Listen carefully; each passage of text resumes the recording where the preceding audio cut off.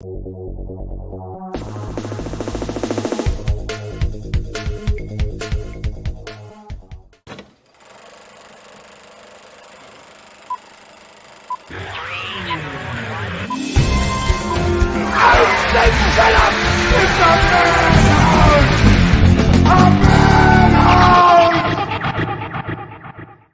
it's Rob here from the Movie Madhouse talking CKX, and we have our special guest, Joseph Arena. You have Joseph. I thought it was Joe.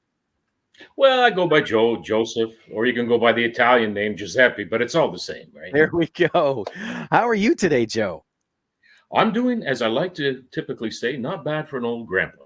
There we go. You can't ask for more than that. Well, you can, but you won't get it, right? Yeah, that's true. We're chatting with you today because you are going to be part of CKX. You're going to be right in the games room with us.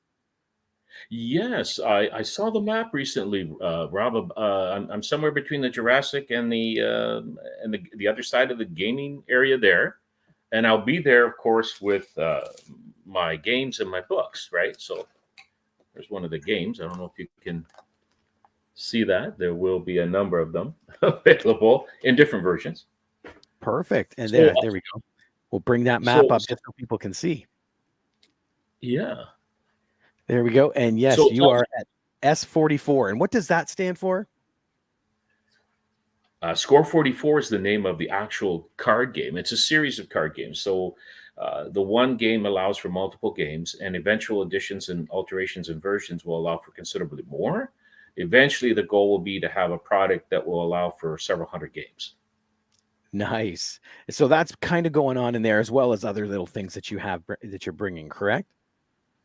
Yes, I'll be bringing, of course, I've got a history of doing many decades of shows over the years, and been a guest at different shows, including, you probably can't see it behind me, but there's a poster from one that Richard Cumley had put on, who I'd known since the 70s. And in the future, they're actually planning to do a special cover, he and his son, for when I do the thicker Perfect Bound books. Excellent. And yeah, you are also leading off our film and panel room. I'm going to throw that up right there because 11 o'clock, you will be in there talking about your creation, like how you created Score 44. And the thing that intrigues me the most is your risk rules. Yeah, risk. I can give you a quick point form blurb on that if you'd like. Yes, please. Would you? Okay. Well, basically, over to my shoulder, and don't know if you can see it or not. Can you see the risk board over there? Absolutely. Right about there. Okay. That risk board in the corner is basically showing you a map of risk. So you can use any risk game, okay, that is a classic global or world domination game. I have a little sword and scabbard there, sort of because the period here is, of course, pirate era. But when you're transferring to play Risk in this game, there are three things I changed to make, and it's incredibly simple, but it works very well. One is you have to earn 1/3 of the game board. If you earn 14 territories out of the 42 territories, you earn what you see up behind me, which is a ship battle fleet card. It's kind of right up in the corner, up at the top of the hilt of the sword. You see it? Okay. Okay. Yep.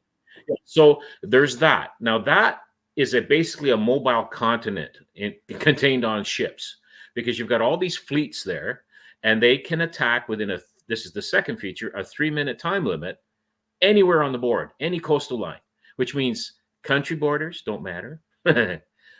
Everything else doesn't matter. They can break in from just about anywhere, and as long as they do it within the 3-minute time, when the timer goes, you're done. But you can decimate everybody and take over the risk game in almost no time. The second feature, or the third feature, I should say, is the castle card, which is close to the ship card up there, and it is basically a card that is not mobile, but once you place it on a risk board on a specific territory, you get 50 armies loaded into that area, as long as you still have, again, the 21 territories at the beginning of your turn. So a game never lasts more than an hour. It's usually done in 30 minutes. You can even have ship-to-ship battles to take over someone's ship, and then you'll have 2 ships to load up. See, that That intrigues me because Yeah. I find the ocean is so much wasted space in a risk game. Yeah, nothing happens there, right? And Mhm. the big what's the big argument about risk is it takes so Forever. long. Yep. So if you can do the game in 30 minutes to an hour at max, you're laughing. In fact, you can have a whole tournament in a day. And I ought to know I've got enough risk games to outfit 300 players. So that's one of my So hobbies. you could run your own tournament. Yeah, absolutely. Yeah, actually, if you ever want to do that there, like next year, Mm. and set up a whole tournament, hey, give me a shout. We need to chat about that. Yes, that would be Yeah, fun. that would be fun. So basically, I am here to talk about the books and the games. If you have any questions or what would you like me to do? This is your show, so please lead me on, and I'll follow like a loyal hound. What we're doing is we're just kind of give people an advanced kind of knowledge of what to expect when they come to see you at CKX. Oh, So okay. they're going to be in the games room. They're going to learn Score 44 as well Mhm. as the demo and the risk. But you, Yeah. like you pointed out earlier, you're also an author. So Yes. you will have books available as well. Yes, I will have 7 books available. Just about a year ago, just over a year ago, I started a 5-year program. And in that program, I had laid out and plotted out the outlines and drafts for 30 different books. Okay. And each book, Mission. which I can show you, one of the this is what the new cover will be, which I showed you earlier. So basically, there are 30 books. The current ones that are out, the first 6 have this kind of a cover. Okay. And I have plotted out 30 separate titles, but each title has anywhere from 1 to half a dozen or so parts. So at the end of a 5-year program, instead of 30, I could easily have 60 or 100 books. Then I'm going to compile these betas, these early versions, into perfect bound books and probably end up with a half a dozen or more of those. Excellent. And so they'll be available. And you said number 7 is coming out? Yes, I'm picking it up. They said I could get it early this week. So that to me that usually means Monday or Tuesday likely. I'll pick it up from the publishing printers and then I'll take them down here and start to sort them out and put them with the other 6 because I like to group them together so people have the option of picking up the entire set if they want as far as it's gone at this point. Gotcha. Well, it does So make sense. yeah. That way you have all the information, you get all the story. Now I don't know if you can see this at all, but I will put this up here. And these are just a few of the sponsors we have that are handling the books Oh, cool. and some art, of course. And then there's Nerds Gaming as well, which is right there. It is really weird trying to handle a camera position. It's because it's yeah. Crosby's bookstore, of course, and we have the Jack's Jungle, and and I'll mention here it's the RQC Supply and the Real Treats, which used to run a drive-in theater and opened up a shop. And we have a number of different locations, or they can order directly through me, or as typically happens, they'll come to me at a market in the summer, or a festival, or a fair, or a Comic-Con, and they'll pick up the books, right? So Perfect. that's kind of what I'm doing at this point, and then I'm just kind of getting the whole thing. I've had a lot of coverage over the years on some of the information that's out there, including different versions of games I put out in the past.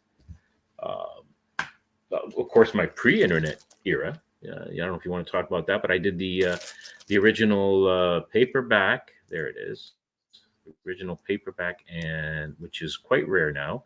And hard. This is the hardcover. There were only 126 copies of those. The paperback, I think, were a 2,000 run, and we did started at 295 and ended up at 32.95, and then we did a 182.95 cover price on a limited run of hardcovers. This is pre-internet. This is early 80s, and so it's a whole different kind of accomplishment back then because the average author only sells in Canada. If you look at the stats, 300 bucks, Mm-hmm. right? That's Exactly. all. It's not a major thing.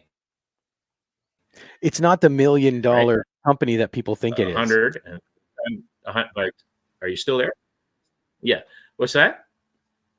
I'm sorry, I It's couldn't not hear the you. million. Yeah, it's not the $1 million company. Like you think people think I'm going to write a book and make $1 million. It's not that. Oh no.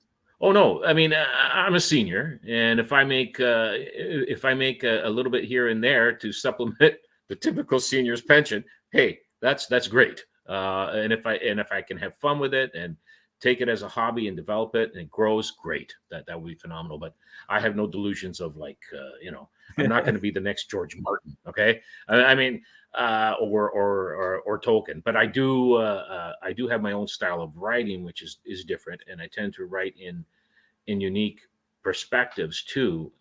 One of the features in the book, for instance, there are characters that run in the book, but the story is told from different perspectives at different times. And the reason I do that, and the reason it's allowed in this context, is that the series has unique features. The main characters and a lot of the characters in the stories that interact have been granted a unique miraculous gift. They're called communing spheres, and they Okay. interlink the thoughts and minds of each individual. So you can have impressions and what people are saying or thinking expressed at different times in that way. So it really kind of opens it up to other ways of doing things. Cool. That is cool. How did you come up with that style? So basically, well, I've always been writing and telling stories. I remember as a kid, I used to sit around, and I was quite young, and I would sit around in a circle with neighborhood children, and they would come to listen to the latest crazy dreams and stories that I had as a kid.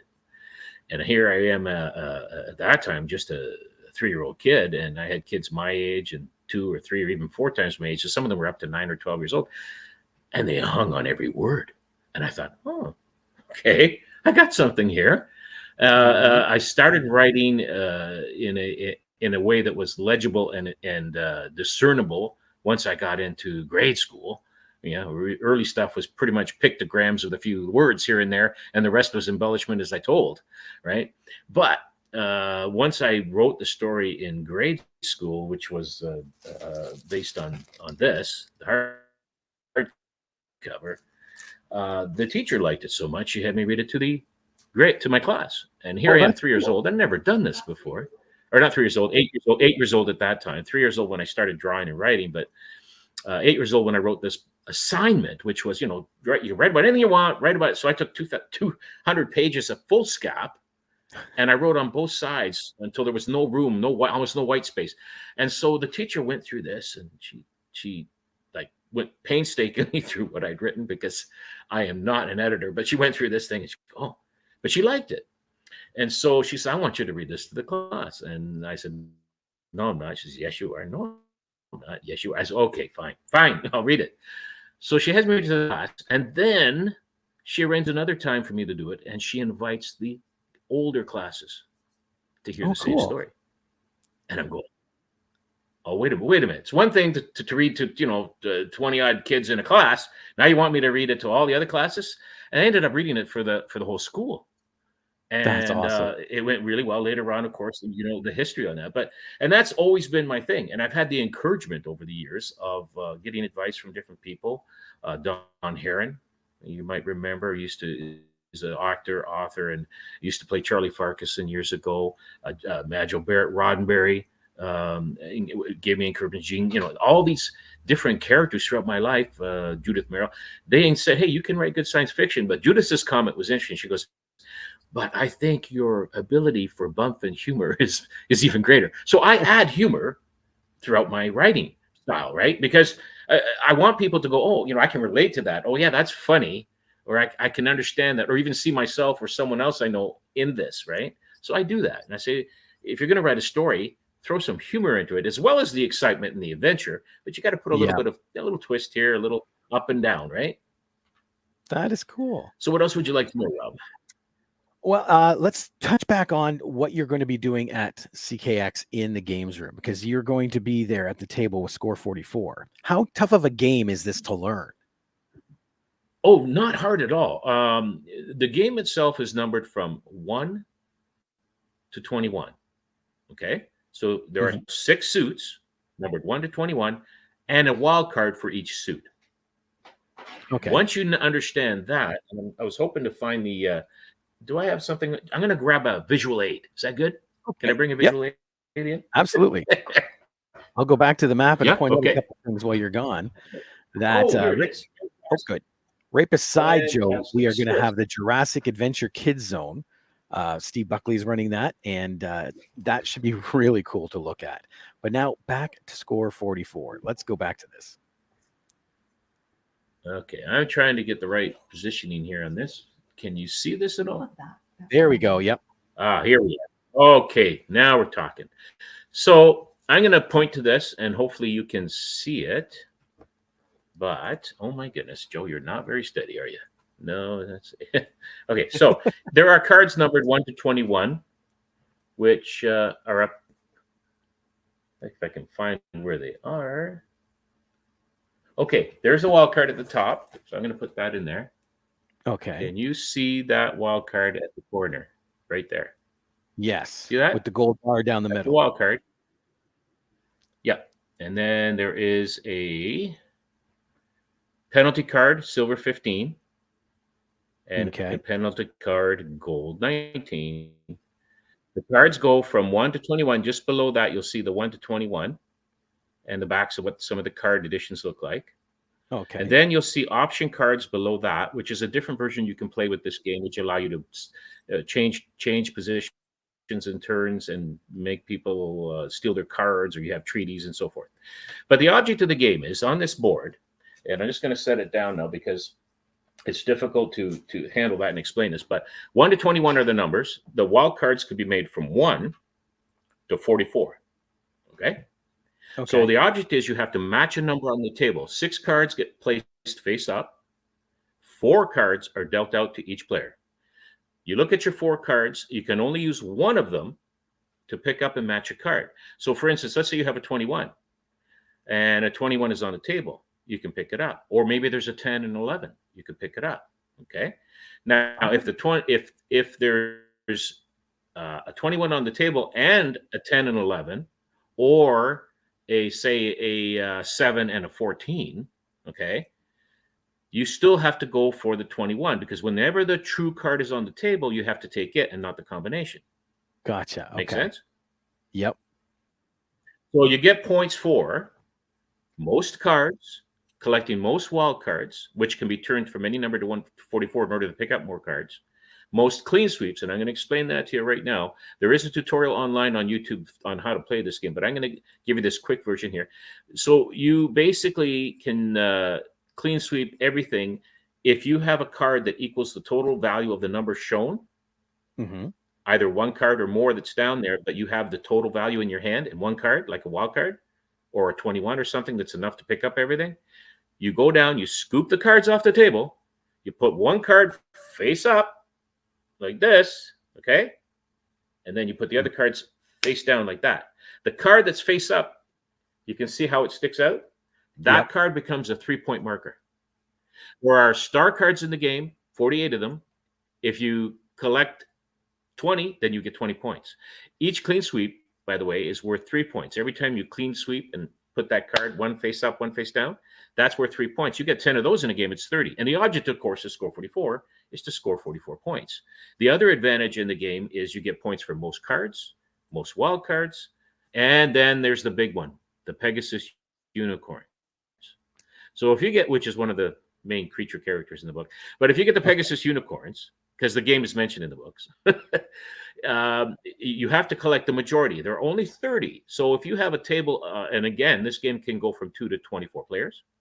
So this is big. Oh, wow. You could literally run a tournament on a couple of games. Nice. Yeah. So 2 to 24 players. So if there are 30 and some got 5, another person got 7, whatever, one of you is going to have either tie or have more than someone else. So whoever has the one card more than anyone else or ties gets 19 bonus points in the game.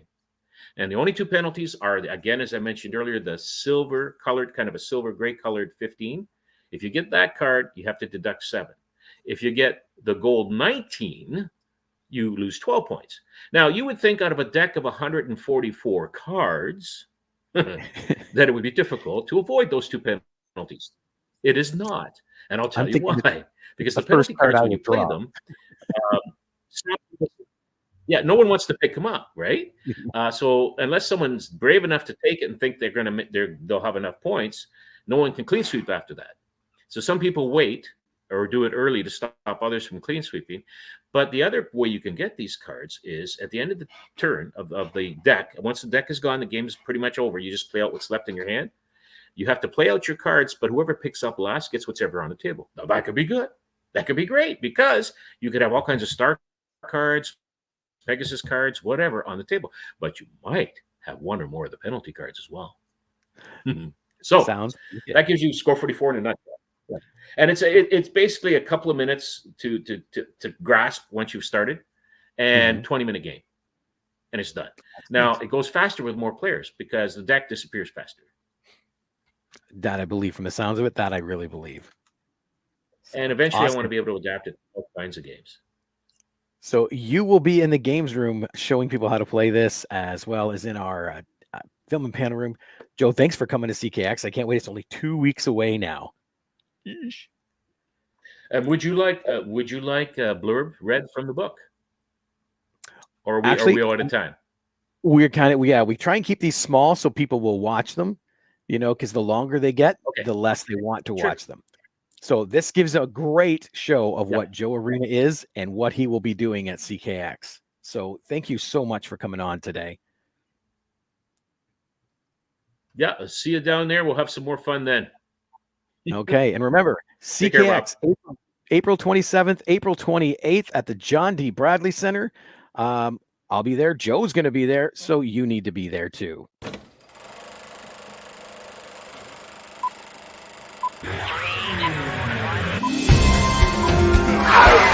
Shut up! It's a man!